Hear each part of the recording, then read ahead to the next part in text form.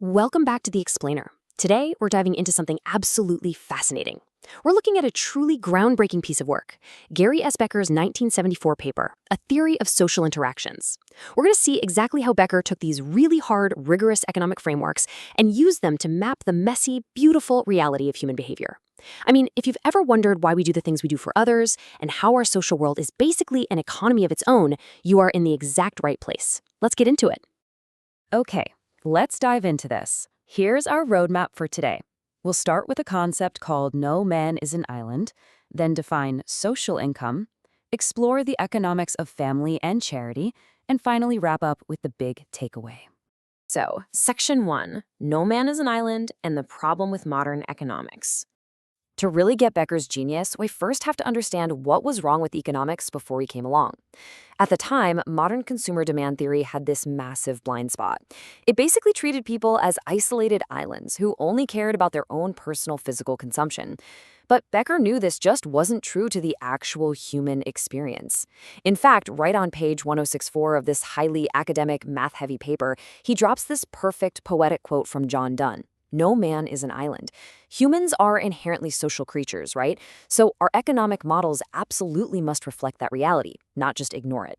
Let's look at the old view versus the new view to see exactly what changed here. The traditional economic assumption was that your utility, your overall satisfaction or happiness, depends directly and solely on the tangible goods and services you personally consume. But Becker? He introduces a massive paradigm shift. He proves that intangible variables, things like social distinction, having a good name, or a sense of benevolence, matter just as much to our personal utility as the food we eat or the shelter we have over our heads. Which brings us to Section 2, defining social income and this paradigm shift. This concept fundamentally changes how we measure our own wealth. To solve that island problem, Becker defines a brand new term, social income. It's essentially the sum of a person's own monetary income plus the monetary value to him of the relevant characteristics of others, what he calls his social environment.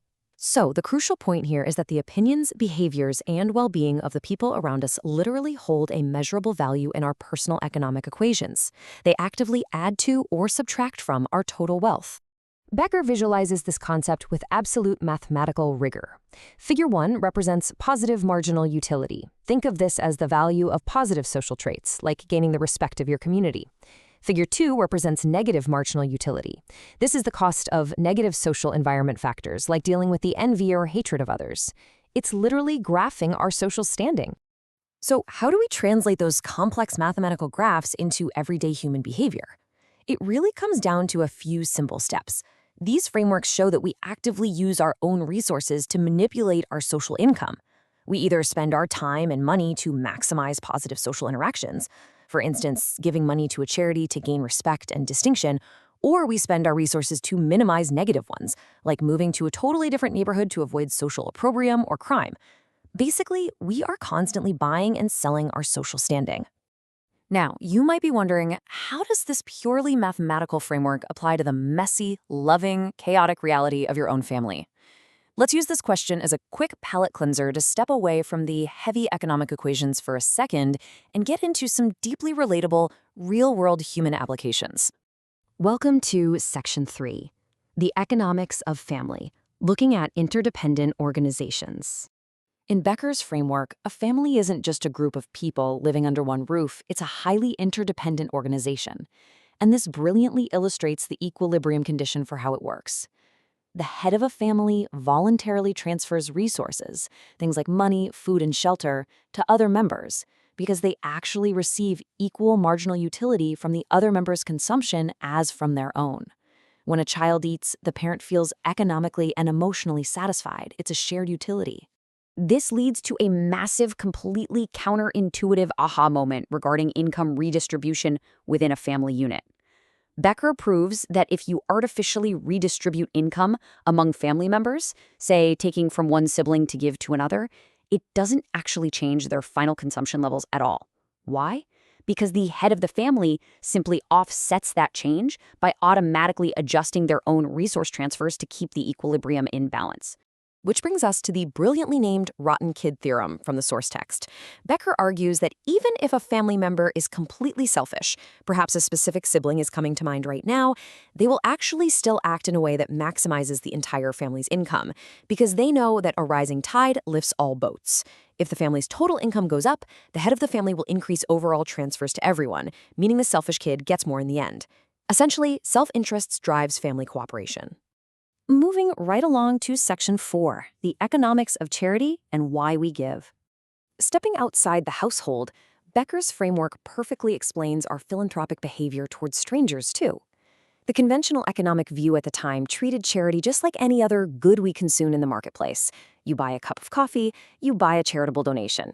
But Becker argues that charity is specifically motivated by a desire to improve the well-being of the recipients, or, just as importantly, to avoid the scorn of others and gain social acclaim.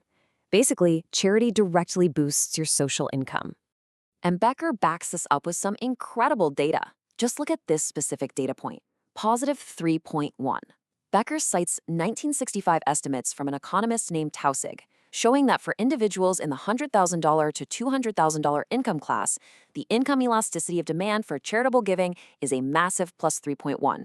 Let's break down the practical implications of that massive number.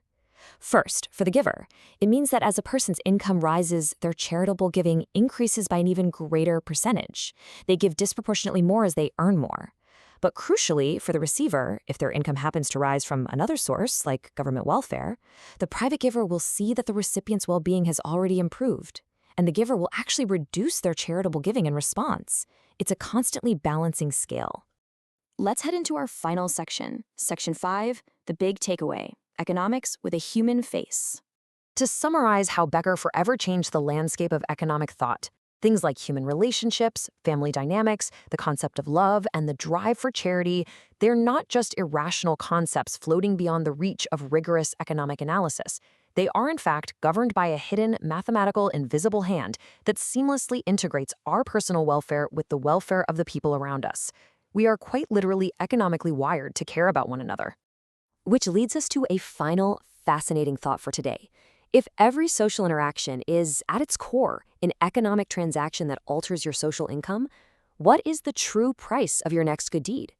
It's definitely something to ponder the next time you hold the door for a stranger or help out a family member. Thank you so much for joining me for this explainer today, and I'll catch you next time.